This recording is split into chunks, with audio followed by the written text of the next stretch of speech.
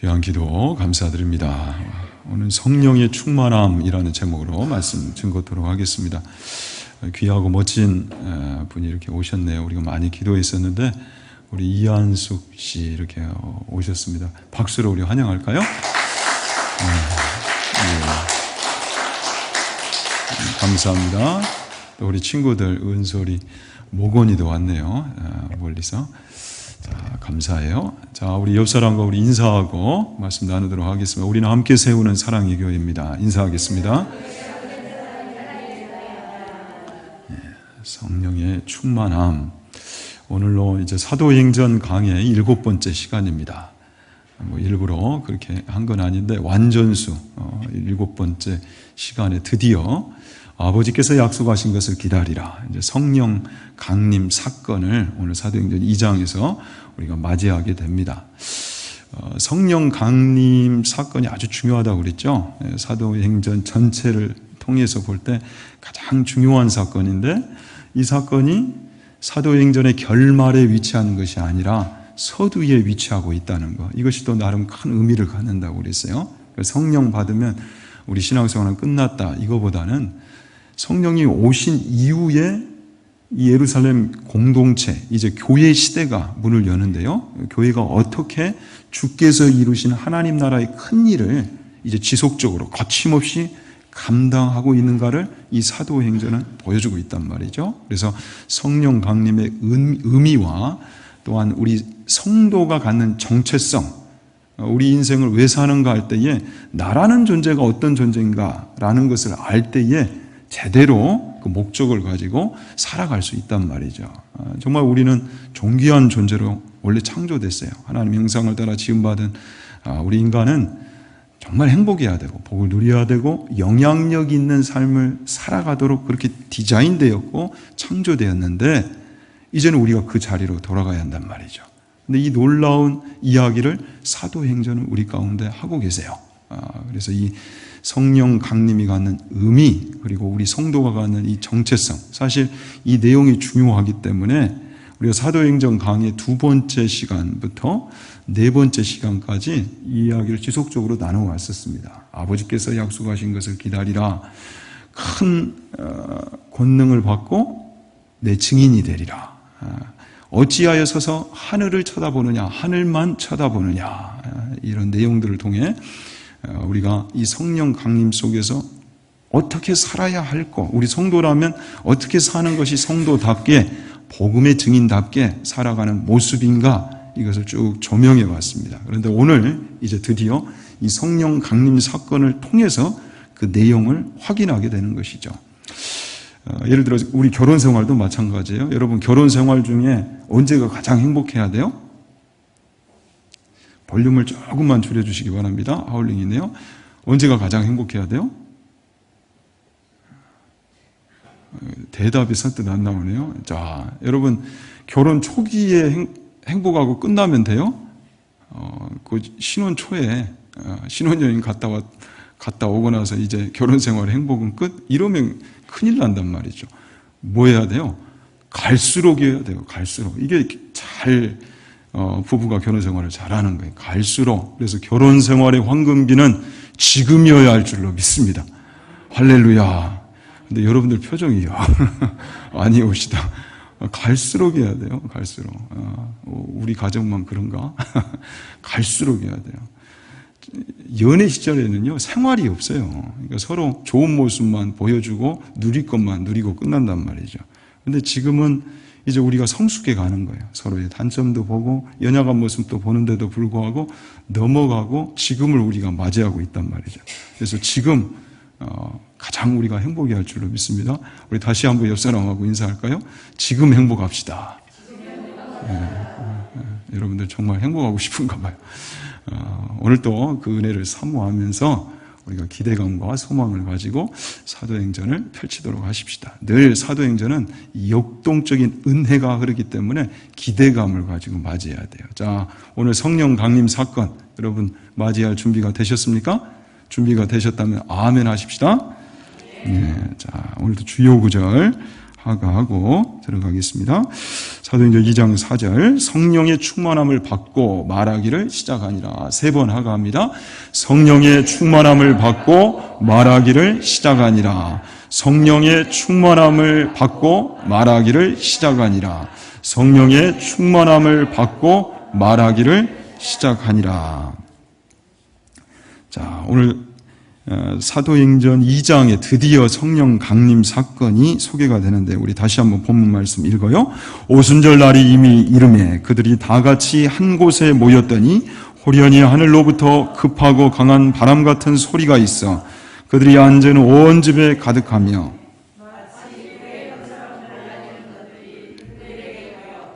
각 사람 위에 하나씩 임하여 있더니 그들이 다 성령의 충만함을 받고 성령이 말하게 하심을 따라 다른 언어들로 말하기를 시작하니라.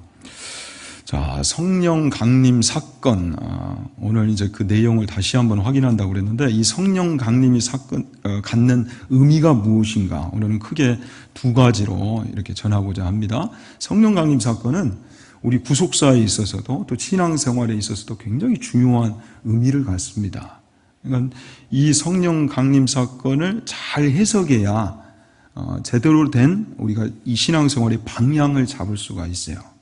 이 성령 사건을 잘못 이제 이해하면 그 교회와 또 성도의 이 신앙의 색깔이 완전히 달라지게 됩니다. 그러니까 바른 이해가 반드시 동반돼야 돼요. 근데 중요한 이제 내용이 이것이 이제 우리 기독교사, 교회사에도 그대로 드러나거든요. 이 성령 강림 사건을 어떻게 이해하는가에 따라서 우리 한국 기독교에 있어서도 70년대, 80년대를 돌아보면 우리 한국 교회 전역에 무엇이 많았냐면 부흥회가 많았어요. 근데 부흥회 단골 그 소스 중에 하나가 무엇이냐면 성령 받자였습니다. 성령 받자. 근데 이 성령을 받으면 초대교회에 나타났던 이런 강력한 현상들이 우리 신앙생활에도 나타나야 할 것이 아니냐. 그러니까 믿는 자들이 성령을 받으면 반드시 이런 현상과 경험을 하게 되어 있다. 이걸 필연적인 관계로 묶었단 말이죠.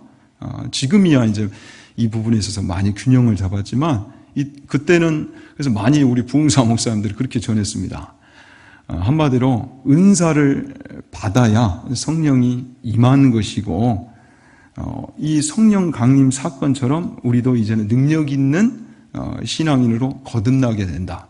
그러니까 이런 현상과 체험을 경험하지 못하면 성령을 받지 못하며 여전히 저급한 수준의 그 신앙에 머물러 있고 초보 수준에 머물러 있다.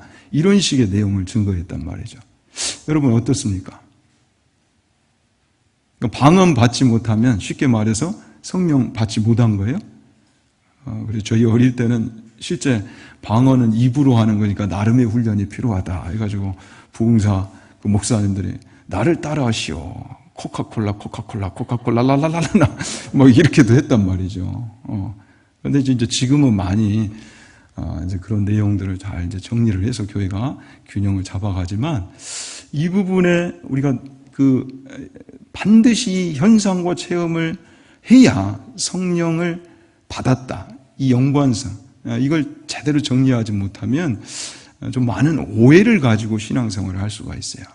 그래서 오늘 이제 성령 오순절의 이 성령 강림을 우리가 2가지 차원에서 좀 정리를 하고자 합니다.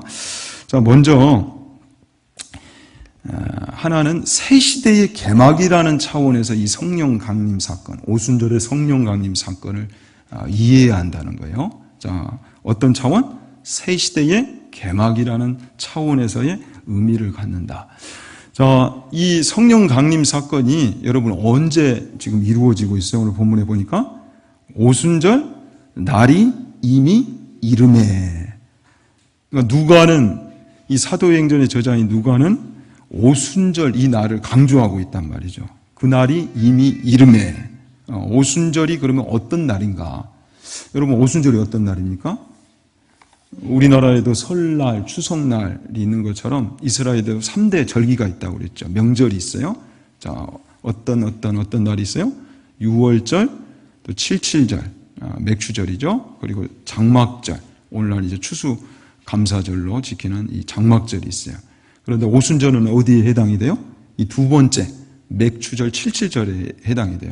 그러니까 6월절로부터 계수를 해가는 거죠. 49일을 77은 49죠. 49일을 계수해 가면 그 다음 맞이하게 되는 50번째 맞이한 날이 바로 맥추절 77절이라는 거예요. 그래서 이 77절, 구약의 77절을 헬라어로 번역하는 그 과정 속에서 이제 우리나라 말로 표현하니까 오순은 50일이라는 뜻을 갖잖아요. 그래서 오순절이라는 이 단어를 만들어낸 거예요. 오순절은 구약의 77절, 맥추절 이 날을 의미해요. 그런데 이 오순절에 특별히 성령님이 강림하신 이것이 어떤 영적 의미를 갖는가? 여기 아주 중요한 또 의미가 담겨져 있습니다. 자, 먼저 오순절은 어떤 날인가 할 때에 이스라엘 백성들이 약속의 땅 가나안으로 입성을 해요. 하나님 약속하셨단 말이에요. 그 땅을 주리라고. 근데 그 땅에 입성할 때 처음으로 맞이한 절기가 바로 이 오순절, 맥추절이었어요. 그러니까 여기에 어떤 여러분 의미가 나타나 있는 거예요? 하나님이 약속해 주신 그 축복을 이제 가나안으로 입성해서 이 오순절 날, 맥추절 날에 그 약속, 그 축복을 누리게 됐단 말이죠. 그러니까 약속의 성취라는 차원에서 이 오순절이 큰 의미를 갖습니다.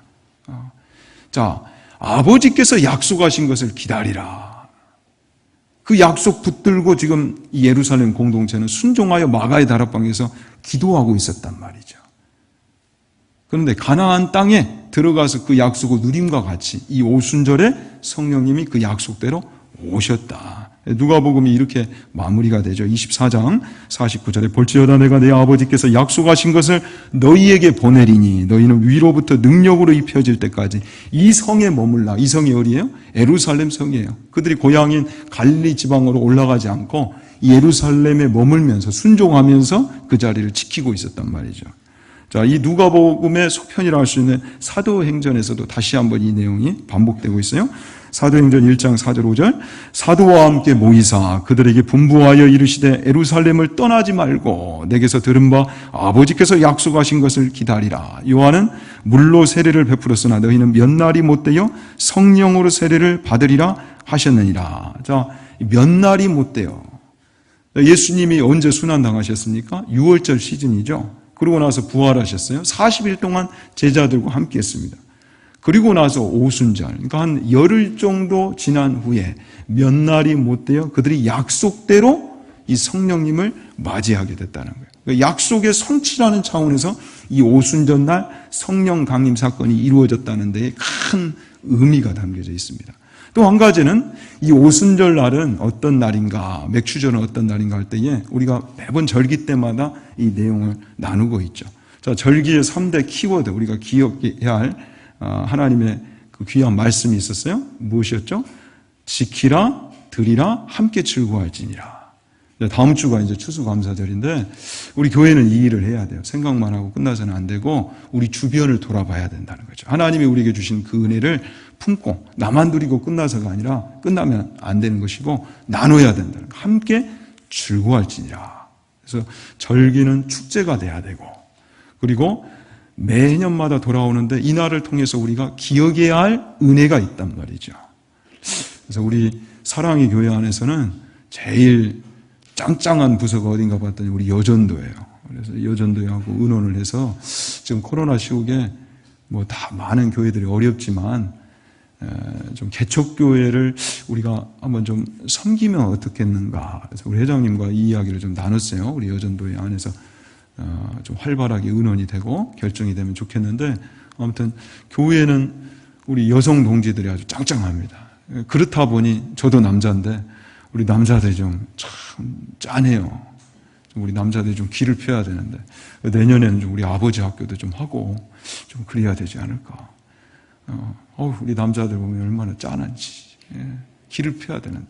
그런데 우리 이걸 누가 원해요? 우리 자매님들이 원하시죠? 우리 남자들이 거룩한 손을 드려야 한단 말이에요. 영적 권위를 회복해야 한단 말이죠. 어쩌다 여기까지 왔어요? 추수감사절에 함께 즐거워할지라 그 은혜를 나눠야 된다.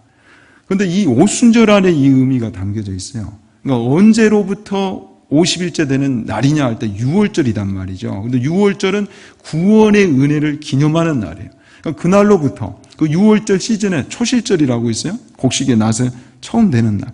그때부터 50일 동안 여러분, 첫 것에 대한 그 감격이 얼마나 큽니까? 첫 월급 받을 때, 또 농사 지을 때 그 첫 것. 그래서 귀에서 하나님께 드리기까지 하잖아요. 이 첫 것에 대한 그 은혜와 감격을 놓치지 말고 계속 키워가라는 거예요. 확장해 나아가라. 그것을 안고 50일을 계수해 가면서 이 은혜를 키워가라는 거죠. 그 날에, 그 구원의 은혜를 잊지 않고 키워나가는 그 날에 성령께서 오셨다는 거죠. 이게 무엇을 의미해요? 우리에게 주신, 그리스도를 통해서 우리에게 주신 그 구원의 은혜를 더 확장시켜 주시려고 성령님이 우리 가운데 오셨다. 그날에 오셨다라는 거예요. 할렐루야. 이 영적인 의미가 오순절에 성령께서 강림하셨다라는 내용과 연결이 되는 것입니다. 그리고 이제 어떤 성령님이 오심으로, 오순절에 오심으로 이 예루살렘 공동체 초대교회 가운데 어떤 현상이 나타났고, 이 120문도는 어떤 경험을 하였는가 보니까 2절에 호련히 하늘로부터 급하고 강한 바람 같은 소리가 있어 그들이 앉은 온 집에 가득하며,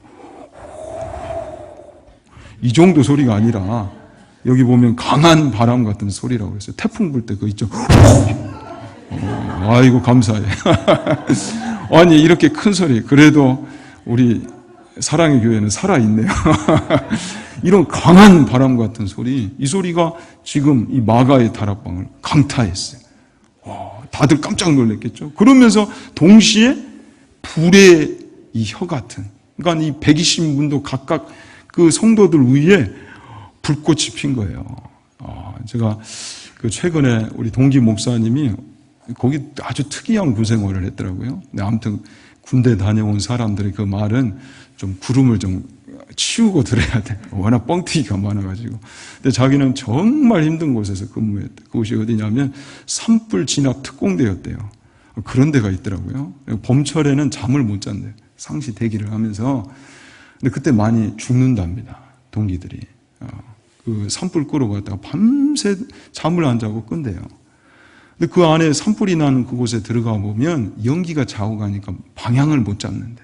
그리고 여러분들 지금이야 뭐 아궁이가 없지만 우리 어린 시절에 보면 아궁이 이렇게 다 불 떼고 나면 재가 남잖아요. 근데 다 꺼진 것 같지만 바람을 훅 불면 다시 불이 일어나요.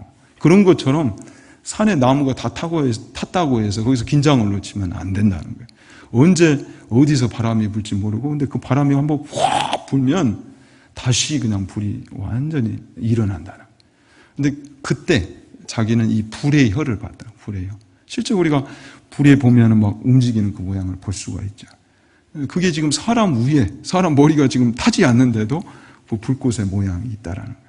그러니까 성령님이 분명히 이들 가운데 오셨다는 것을 아주 또렷하게 누구나 다 인정할 수밖에 없도록 지금 보여주고 계신다는 사실이죠. 그러면서 또 4절에 그들이 다 성령의 충만함을 받고 성령이 말하게 하심을 따라 다른 언어들, other tongues예요. 그러니까 이건 외국어입니다. 외국어. 다른 나라 말들을 다 하기 시작했다라는 거예요. 여기에도 큰 이제 의미가 있는데요. 오늘은 넘어가도록 하겠습니다. 다른 언어들로 또 말하기 시작했다. 그러니까 분명히 그들은 특별한 체험과 지금 경험을 하게 된 거예요. 그런데 이 오순절의 성령 강림 사건뿐만 아니라 오늘날 모든 우리 성도들도 이제는 성령님이 우리 가운데 오셔야 되고 우리도 체험을 해야 되는데, 성령님이 임하실 때에 반드시 이 현상과 체험을 필수적으로 절대적으로 우리가 해야 되는 건가? 이것이 절대적인 요소인가? 필수 요소인가? 이것을, 그 연관성을 짚고 가야 된다는 사실이죠. 여러분 다시 한번 물어봐요. 이게 필수적인 요소가 될까요? 어떻습니까? 여러분들은 지금까지 어떻게 신앙생활을 하고 계세요? 자, 성경이 전체적으로 보면 우리 가운데 어떻게 말씀하시는가를 우리가 이제 추적해 가야 되는데, 성경은 전반적으로 이 부분을 우리에게 말함에 있어서 그렇다라고 딱 답을 내지는 않습니다. 분명히 성령이 오심으로 말미암아 이런 현상들이 오순절 초대교회에 임했던 그 성령 강림 사건뿐만 아니라 다른 때에도 나타나는 것이 성경에 등장을 해요. 대표적으로 사도행전 10장에 가면 이방 선교의 관문이라고 할 수 있는 이 고넬료 가정의 회심 사건이 등장합니다. 그때는 이때처럼 방언을 해요. 그렇죠. 우리 기독교 역사에 있어서도 강하게 성령님이 오심으로 이 대각성 운동들이 일어났을 때에 또 그런 현상들이 나타나고요. 또 무엇보다도 우리는 거기에 대한 사모함이 있어요, 없어요? 있어요. 모호한 것보다는 분명한 게 좋죠. 잡히는 걸 우리는 좋아해요. 더군다나 하나님을 뵙고 싶은 그 열망, 거룩한 열망 속에서 이 성령님을 그렇게 기대한다면 그게 왜 잘못된 것이겠어요? 그러나 이게 절대적인 요소인가? 반드시 이것을 체험해야만 우리가 이제는 초보의 신앙을 벗고 더 수준 높은 신앙으로 올라가고 단계를 뛰어넘는 그런 과정으로 이제는 우리가 여겨야 되는가? 이 문제는 좀 우리가 분명하게 좀 잡을 필요가 있단 말이죠. 그 내용에 대해서 거시적인 관점에서 이 오순절의 성령 강림 사건을 우리의 이 신앙생활과 이제 연결해서 오늘 정리를 하고자 합니다. 자, 그런데 이 모든 내용을 경험했던 베드로가 이제 그 유명한 베드로의 설교, 오순절 그 설교를 하는데 사도행전 2장 14절부터 40절에 그 내용이 등장을 해요. 자, 그들은 이 성령 강림 사건을 어떻게 이해하고 정리하고 있는가? 이것을 우리가 볼 필요가 있는 것입니다. 사도행전 2장 38절 말씀 우리 함께 읽어요. 베드로가 이르되 너희가 회개하여 각각 예수 그리스도의 이름으로 세례를 받고 죄사함을 받으라. 그리하면 성령의 선물을 받으리니. 자, 베드로가 이제 이렇게 말하는 까닭은 이 베드로의 설교를 들은 이들이 이제는 마음이 찔리는 겁니다. 찔려. 양심의 큰 가책을 그들이 느꼈어요. 예수님을 십자가에 못 박았잖아요. 그런데 그게 어떤 일인지를 이제 알고 보니까 너무 큰 잘못을 한 거예요. 그러면서 우리가 어찌하면 좋겠습니까? 라는 그 질문에 이 베드로가 이렇게 답변을 하고 있는 거예요. 먼저 그렇다면 그 베드로가 요청한 것이 무엇이었어요? 먼저 무엇하라? 회개하라는 거예요. 회개하라. 방향을 바꿔야 된다는 거예요. 그게 아프고 잘못됐다면 인생을 이제는 터닝 포인트를 잡아야 된다. 바꿔야 된다. 그래서 진정한 회개가 무엇인가 할 때 진정한 회개는 우리가 함께 나눴죠. 마음의 뉘우침. 그런데 뉘우치고 울고 부르짖고만 끝나서는 안 된다는 거예요. 인생이 바뀌어야 된다. 삶이 바뀌어야 된다. 우리 모두가 바라고 있는 건 아니겠습니까? 이것이 회개라는 거예요. 그래서 먼저는 회개를 해야 된다는 거예요. 여러분, 지금 사도행전이 우리에게 가르쳐 주신 것은 복음을 우리가 전파할 때 복음의 이 확장은 분명히 이 회개를 통해서 이루어진다는 것을 가르쳐 주고 있습니다. 우리 기독교사에서도 정말 큰 부흥의 역사가 일어날 때는 강력한 회개 운동이 동반됐어요. 우리 신앙생활에도 마찬가지예요. 분명한 회개가 있어야 돼요. 하나님 앞에 악이 무서운 것은, 죄가 무서운 것은 그 죄를 다 하나님 보고 계신다는 거예요. 그러니까 악은 하나님의 목전 앞에서의 악이에요. 그 죄에 대한 분명한 자각이 있어야 돼요. 뉘우치고 끝나면 안 돼요. 돌아서야 돼요. 회개하라는 거예요. 회개하라. 오늘날 교회의 이 성장도 사도행전적 부흥 모델은 이 회개에 있다는 거예요. 그런데 자꾸만 뭐만 듣기를 좋아해요? 축복만 듣기를 좋아해요. 격려만 듣기를 좋아해요. 위로만 듣기를 좋아해요. 그것이 문제의 진정한 답이 아닌데. 그러니까 죄를, 뿌리를 뽑아야 된다는 거예요. 뿌리를 뽑지 않으면 또 죄의 지배를 당하게 되어 있다는 것을 우리는 요즘 이 사사기 말씀을 통해, 큐티 말씀을 통해 똑똑히 보고 있습니다. 그 범죄 때문에 하나님의 심판을 당하게 되고, 그래서 너무 아프니까 또 부르짖고, 하나님이 긍휼히 여기셔서 사랑하셔서 또 사사들을 보내서 그들을 구원해요. 여기서 딱 끝나야 되는데 그렇지 아니하고 또 재범죄의 이 악순환의 사이클로 또 들어가 버린단 말이죠. 죄를, 이 죄 문제를 해결하지 않으면 반복될 수밖에 없다라는 이 교훈을 먼저 알리고 있어요. 회개해야 된다, 먼저. 그리고 참된 회개를 이루었다면 그 다음 세례를 받으라. 여러분, 세례는 무엇입니까? 세례는 내가 이제 하나님의 자녀로 살겠습니다. 하나님의 백성답게 살겠습니다. 교회의 일원으로서 이제는 신앙생활을 잘 감당하겠습니다. 라는 것을 밝히는 거예요. 신앙 고백적 행위이자 의식이라고 그랬죠. 자, 그런데 이 세례를 받고 죄사함을 받으라 할 때 그냥 죄사함이 아니에요. 예수 그리스도를 통한 죄사함이라는 거죠. 예수님을 이제 교회에 오셨으면 믿어야 되는데 그분을 영접할 때 우리가 하나님의 자녀가 되는 특권을, 자격을 얻게 돼요. 이것이 성경이 소개하는 비밀이에요. 그런데 그냥 예수님을 영접함이 아니라 예수님을 어떤 분으로 영접해야 하는가, 이게 중요하단 말이죠. 그분을 구세주로 영접해야 된다. 그래서 그 믿음을 표할 때 교회는 세례를 주게 되어 있어요. 자, 근데 중요한 것은 예수 그리스도를 통한 죄사함의 은혜다. 그렇다면 그리하며 무엇을 선물로 받는다? 성령의 선물을 받게 될 것이다. 그러니까 지금 이 오순절날 성령 강림을 체험한 베드로는 그 현상과 경험을 반드시 체험해야만 성령을 받는 것이다. 이렇게 정리하고 있지 않아요? 자, 더 중요한 내용이 이 베드로의 오순절 설교의 전반부에 소개됩니다. 아주 중요한 내용이 여기서 소개되고 있는데, 사도행전 2장 16절 21절에 보면 이 요엘서, 구약의 요엘서 2장 28절부터 32절 말씀을 베드로 사도가 인용을 하고 있어요. 그러면서 성령, 오순절의 성령 강림 사건이 어떤 의미에서 이것이 이루어졌는지를 잘 소개하고 있습니다. 16절, 이는 곧 선지자 요엘을 통하여 말씀하신 것이니 일러스되 하나님이 말씀하시기를 말세에 내가 내 영을 모든 육체에 부어주리니 너희의 자녀들은 예언할 것이요 너희의 젊은이들은 환상을 보고 너희의 늙은이들은 꿈을 꾸리라. 그때에 내가 내 영을 내 남종과 여종들에게 부어주리니 그들이 예언할 것이요. 자, 어떻게 지금 소개하고 있어요? 이 성령 강림 사건, 자, 성령님이 실제로 위에서부터 이 하나님의 영이 부어진다, 임하신다는 거죠. 자, 그래서 이 남종과 여종, 하나님의 자녀들이 이 성령을 받을 때가 되면 이때가 언제인 줄로 알라?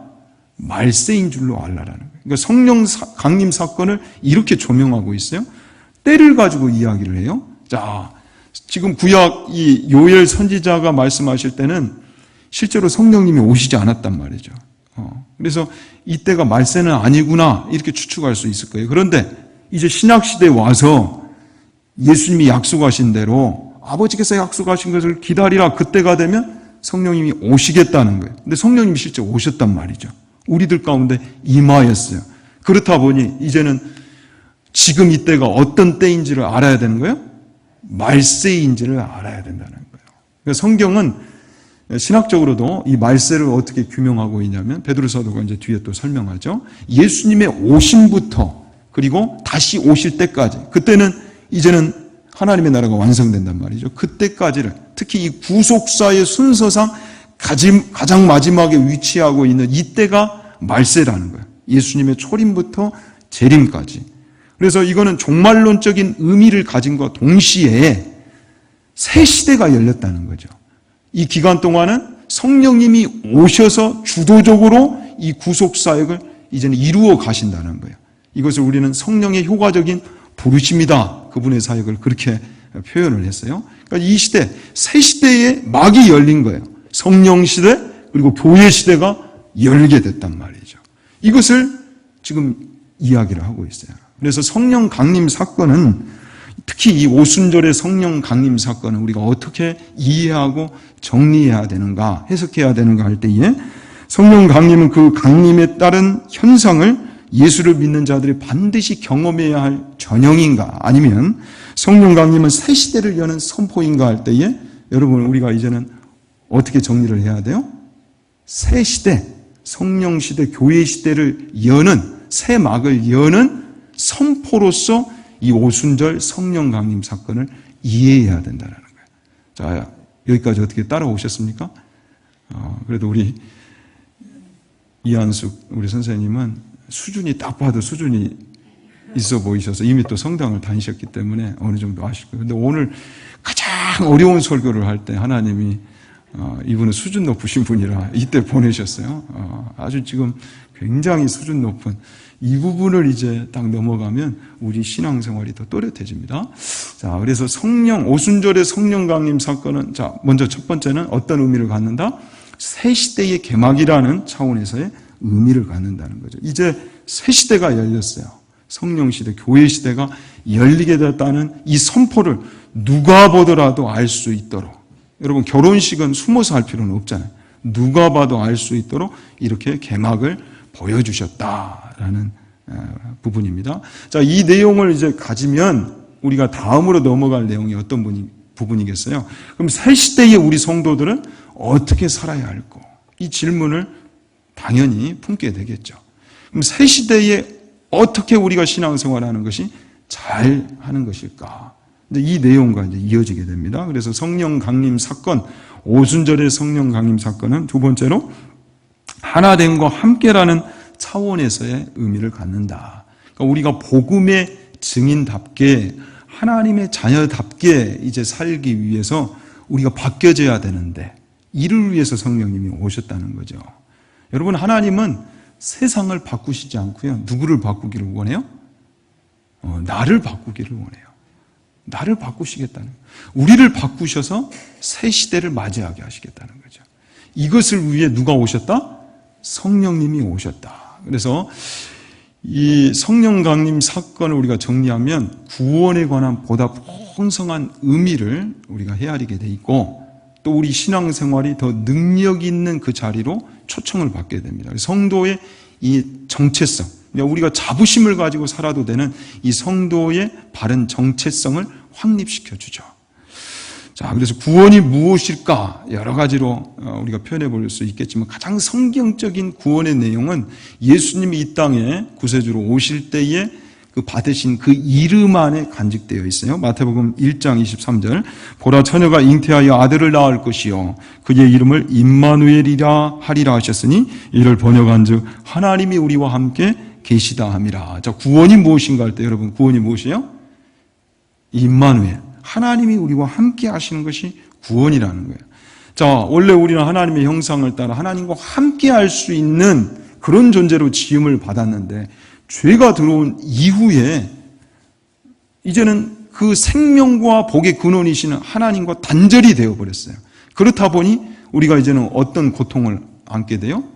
여러 번 말씀드렸지만 죄가 가져온 이 4대 고통, 질병과 사망의 고통, 또한 경제적인 고통, 갈등의 고통, 허무함의 고통, 좀처럼 만족을 못하는 이 고통 속에서 우리가 살아간단 말이죠. 이것이 다 왜 그런가? 성경은 내 인생이 왜 이렇게 힘겨워 살 수밖에 없는가 할 때 이 질문에 대한 답을 준단 말이에요.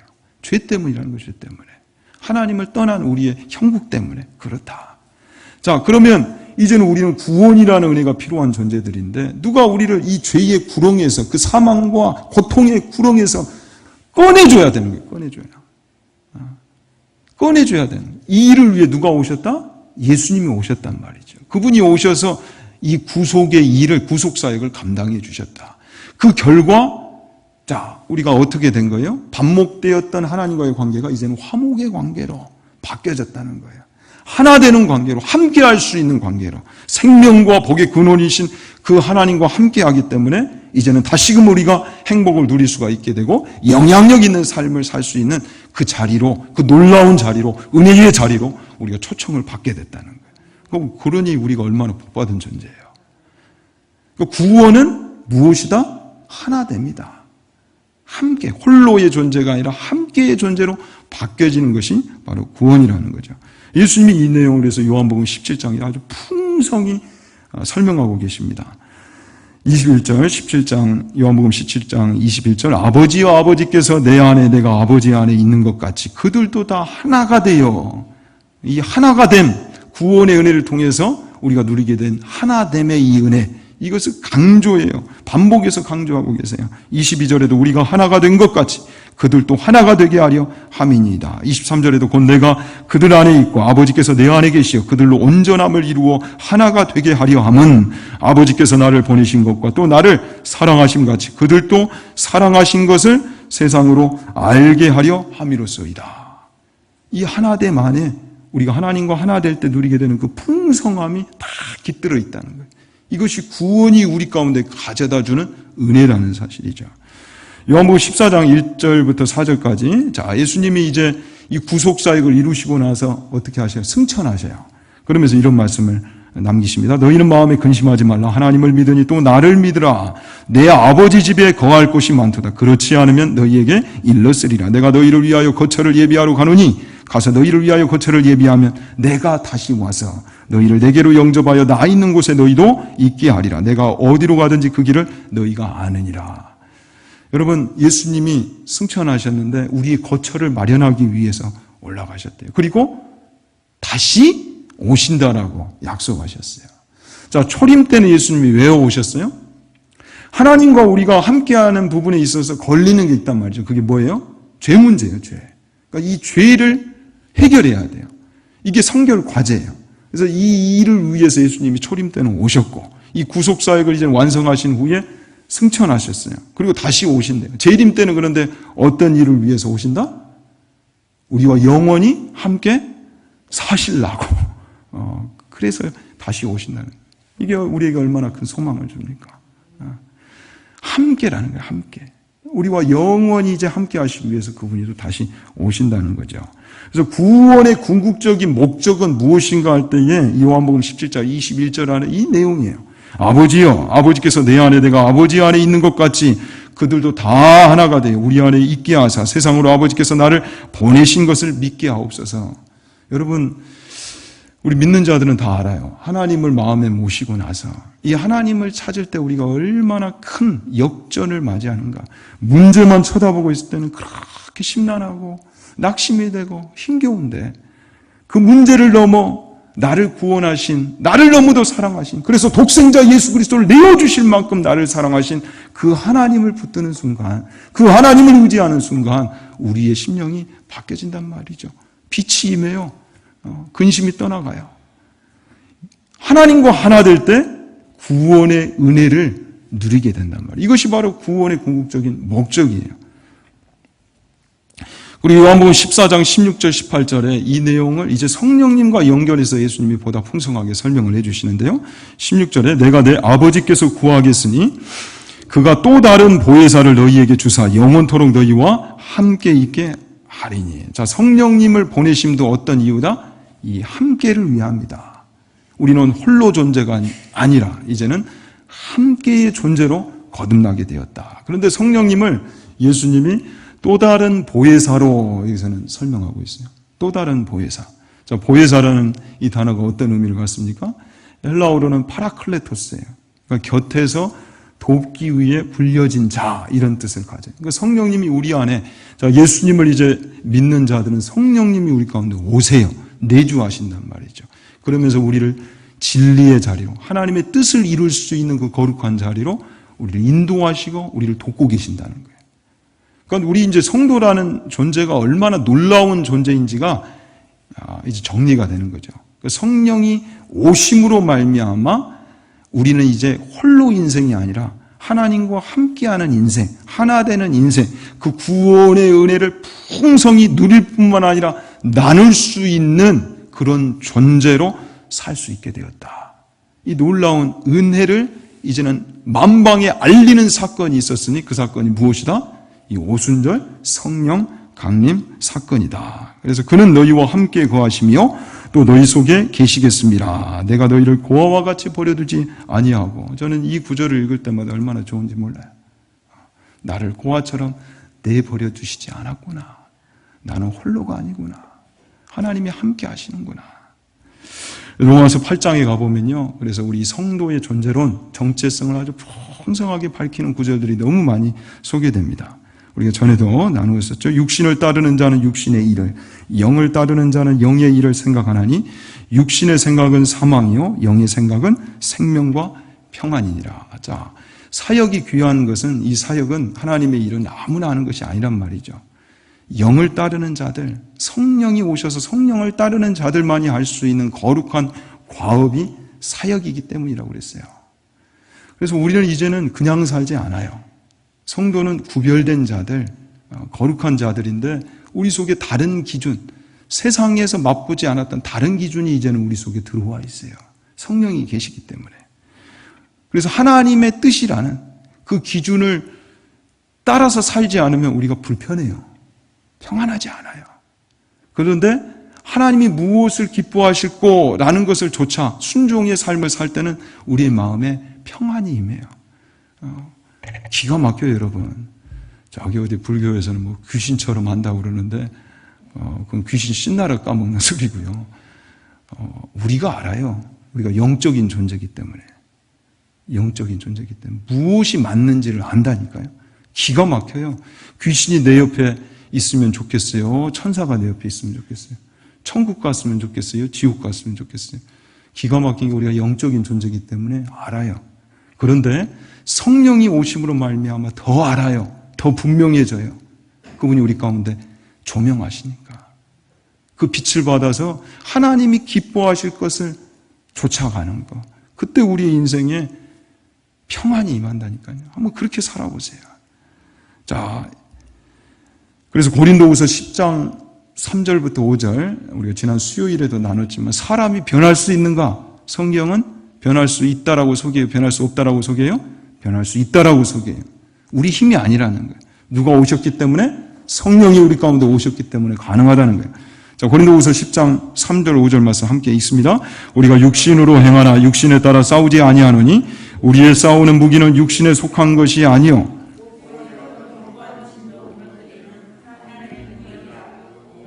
이론을 무너뜨리며 하나님 아는 것을 대적하여 높아진 것을 다 무너뜨리고 모든 생각을 사로잡아 그리스도에게 복종하게 하니. 여러분, 기가 막힙니다. 우리의 생각을 바꾸면 사람이 바뀔 수가 있어요.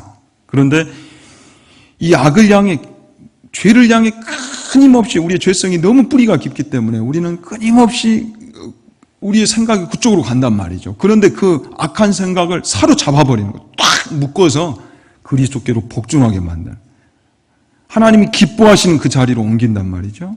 이게 하나님의 능력이에요. 우리 힘으로 안 돼요. 그런데 성령이 우리 가운데 오셔서 우리를 돕고 계시기 때문에 가능하단 말이죠. 하나님의 자녀들이 변할 수밖에 없는 까닭이 여기에 있습니다. 그래서 로마서 8장으로 다시 돌아와서 9절, 10절에, 11절에 보면 만일 너희 속에 하나님의 영이 거하시면 너희가 육신에 있지 아니하고 영에 있나니. 누구든지 그리스도의 영이 없으면 그리스도의 사람이 아니라. 자, 우리가 왜 바뀔 수밖에 없고 우리는 새로운 존재로 살 수밖에 없는가? 누가 우리 안에 계시기 때문에? 성령님이 우리 안에, 그리스도의 영이 우리 안에 계시기 때문에. 그래서 여러분, 영적으로 보면 세상은 둘로 딱 나눠질 수밖에 없어요. 왜? 분명하니까. 성령님이라는 그 크신 분께서 우리 안에 계시기 때문에 우리가 다른 존재가 될 수밖에 없다라는 사실이죠. 10절, 우리 11절까지 함께 읽습니다. 또 그리스도께서 너희 안에 계시면 몸은 죄로 말미암아 죽은 것이나 영은 의로 말미암아 살아있는 것이니라. 예수를 죽은 자 가운데서 살리신 이의 영이 너희 안에 거하시면 그리스도 예수를 죽은 자 가운데서 살리신 이가 너희 안에 거하시는 그의 영으로 말미암아 너희 죽을 몸도 살리시리라. 자, 오순절의 성령 강림 사건은 새 시대의 개막을 여는 사건인과 동시에 우리가 이 구원의 은혜를 보다 풍성히 누릴 수 있도록 성령이 오셨다. 우리와 함께 하시고 하나님과 우리를 하나 되게 하시려고 성령님이 오셨다. 이 은혜를 우리가 조명하면서 우리 성도들이요, 정말 놀라운 정체성을 품고 이제는 감사하며 기뻐하며 감격하며 살아야 되는 거예요. 자, 오늘 이 말씀을 보니까 여러분 어떻습니까? 우리라는 존재가 그냥 나라는 존재로 국한되고 끝난다는 것이 아니라는 거예요. 누가 오셨기 때문에? 성령이 오셨기 때문에 이제는 이 구원의 은혜 안에서 그분과 우리가 하나 되고 함께하는 존재로 거듭났기 때문에 완전히 새로운 존재가 되었다는 사실이에요. 자, 우리의 몸은요, 육신은 망할 수 있을지 몰라도 우리의 영은 성령님 때문에 결코 망할 수 없는 존재가 되는 줄로 믿습니다. 이 은혜가 우리 가운데 임했다라는 거예요. 몸으로는 못나고 실패하고 좌절하고 낭망하고 낙심한다 할지라도 우리의 영은 어때요? 누가 우리 가운데 오셨기 때문에? 성령님이 우리 가운데 오셨기 때문에 다른 인생을 살 수밖에 없단 말이죠. 의로우시고 전능하시고 거룩하시고 온전하신 성령님으로 말미암아 우리는 그 영광에 끊임없이 참여할 수 있는 존재가 되었다. 그래서 놀라운 사실이 우리가 지옥 갈 수 없다고 그랬죠. 왜 지옥 갈 수밖에 없어요? 우리가 지옥 가면 우리와 지금 함께하고 있는 하나 된 성령님도 함께 지옥 가셔야 돼요. 하나님이 지옥 갈 수 없기 때문에 우리는 어디 갈 수밖에 없다? 천국 갈 수밖에 없어요. 근데 이 은혜가 우리 가운데 와 있는 거예요. 이것을 우리가 이제는 자각하고 누려야 한다는 사실이죠. 아, 그렇구나. 성령님이 이 구원의 풍성한 은혜를 누리게 하시도록 이제는 오셨고 이 마지막 시대에 그것을 이제는 공적으로 보이셨구나. 그것이 바로 오순절 성령 강림 사건이구나. 헷갈려서는 안 되겠구나. 성령님이 분명히 예수님을 믿는 하나님의 자녀들 가운데 오셔서 이 은혜를 누리도록 하시고, 이제는 우리라는 존재는, 성도라는 존재는 우리가 어떤 자부심 속에서 살아야 하는가 할 때에 홀로의 존재가 아니고 함께의 존재, 성령님과 함께하는 존재, 하나된 존재로 이제는 부름을 받았고 세움을 받았고 그렇게 살아가는구나. 그의 영으로 말미암아. 이것이 바로 우리 성도의 삶이구나. 아무쪼록 이 신앙과 믿음 속에서, 새 시대 속에서 그 놀라운 은혜를 마음껏 누리고 나눌 수 있는 우리 모든 하나님의 자녀들이 될 수 있기를 진심으로 축원합니다. 기도하겠습니다.